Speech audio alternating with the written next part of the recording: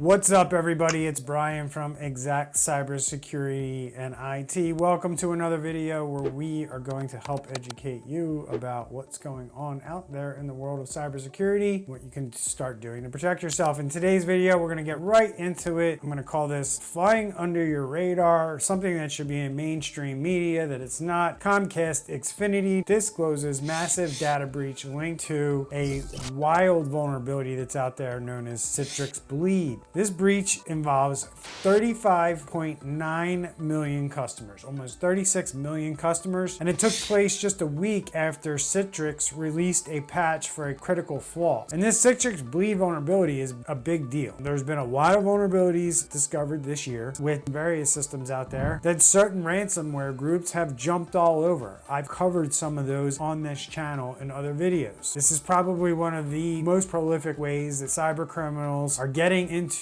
company systems outside of phishing and other social engineering attempts. These vulnerabilities that are in these internet exposed servers and devices make it extremely easy for cyber criminals to hack big companies like Xfinity. And Xfinity is not the only big company that has become a victim of this vulnerability. And usually what we see out there is certain hacking groups usually become the experts or the ones that are constantly exploiting this vulnerability because they build systems and processes to exploit that specific vulnerability. We saw this with things like Microsoft Exchange. There was these MoveIt hacks that happened earlier this year with a popular file moving software. All of these systems are required to be exposed to the internet in order for them to work and give people the access that they need to move this information or conduct work. Xfinity said they promptly patched the vulnerability in the Citrix software it uses in mid-October and took additional mitigation steps. Xfinity found an anomaly in its system and identified a breach between October 16th and 19th by an unauthorized party. Ultimately, they tried to fix this vulnerability. They tried to apply this patch around the 25th, right around 15 days from when the vulnerability was announced to when they were able to actually roll out this patch. Now, I'm going to say 20 years in IT, this isn't uncommon. You can't just do things the day something comes out. You run the risk of taking down your own business by doing things if you're not properly planning them out. Article goes on to say that after launching an investigation and contacting law enforcement on November 16th, the company determined that the customer data was likely stolen. On December 6th, Xfinity determined that the compromised data included usernames and hash passwords. In some cases, names, contact information, the last four digits of social security numbers, dates of birth, and secret questions and answers were accessed. They breached some kind of system at Xfinity that contained all this information. It sounds like the logins for your Comcast Xfinity account. And the risk to you as a user is a couple things, because while the passwords are hashed, eventually those passwords could be cracked. Cyber criminals can also cross-reference those passwords and your username with already exposed credentials on the web and then try to log into your Xfinity account or your Comcast account using credentials that have already been exposed through other breaches. You're especially susceptible to this if you do not use unique passwords on all the websites you log into, and you tend to use the same password or a similar password variation on different websites that you log into. So I would recommend that if you are an Xfinity customer that you change your password as soon as possible and use something that you never used before. This breach is one of the largest incidents linked to the Citrix Bleed vulnerability so far. This particular vulnerability has led to major breaches worldwide involving companies that use products named Citrix NetScaler Application Delivery Controller or NetScaler Gateway. So if those are products that sound familiar to you, you may want to look into whether you have an issue on your hand. The ransomware groups or the cyber criminal group Lockbit 3.0 and AlphaV/Black Cat are among several major groups linked to the Citrix Bleed exploitation activity. Boeing, who was also a victim, has shared data with the FBI and CISA, which is the cybersecurity wing of the US federal government. They led an international effort to stem a wave of attacks. Xfinity says they're not aware of any data being used for fraudulent activity, and the company is urging customers to reset their password, as I said earlier, and enable two-factor or multi-factor authentication. I can guarantee you you that the data will be used for fraudulent activity. This is something that I've been covering on this channel and my podcast a lot this year. We are going to start seeing various ways that cyber criminals are going to try to use this data to try to make more money. This could be through things like identity theft, and it could be direct things like contacting these customers and trying to extort them directly, which we've seen in recent hacks. The other thing that's important to note here is there isn't a recent filing listed on Comcast Investor Relations website, nor is it clear whether the company has disclosed anything yet to the Security and Exchange Commission. While this hack happened before the deadline, many companies that have been breached and impacted prior to the SEC deadline have followed or tried to follow as closely as they could what those SEC guidelines are spelling out. Comcast in no way, shape, or form met those requirements. The attack is also going to raise additional questions, and I've seen this in other communication with security researchers. There's questions about the effectiveness of the Citrix patch and the mitigation steps, that maybe they didn't go far enough, or maybe the cyber criminals have figured other things out while they were exploiting the original one. So there may be more legs to this than meets the eye, and we're going to find out here in the next coming weeks. And unfortunately, the only way we're going to find that out is because other companies are going to get exploited. But I can tell you from the inside, we know that the FBI is contacting companies around the country, letting them know that they have potential vulnerabilities here because they still use this product. And many security people I talk to say, we patched it, and the FBI is saying, no, you still have a problem. It raises a lot of questions about what the heck is really going on out there. The other problem with this is weeks after the patch was released, Mandiant sent out urgent warnings regarding threat activity that involved patch customers being compromised. They warned that users would need to delete active sessions because if those prior sessions persisted, threat groups were still able to gain access to systems. And such a breach would entangle just about all of Xfinity's customer base. However, it's unclear whether other Comcast customers may have been impacted as well. So this is pretty wild stuff, folks. Comcast is a major company. They experienced a major breach, and we're not hearing much about it in mainstream media. This is going to impact 36 million people, and we're going to see where this goes with Comcast. There's going to be all kinds of class action lawsuits, all kinds of things coming out of this that I mentioned that businesses need to be prepared for once they experience a breach like Comcast has. Drop your comment below. Let me know if you're seeing anything around this yourself. Love to hear from you, and we'll give you an update as soon as we know more on this Comcast breach.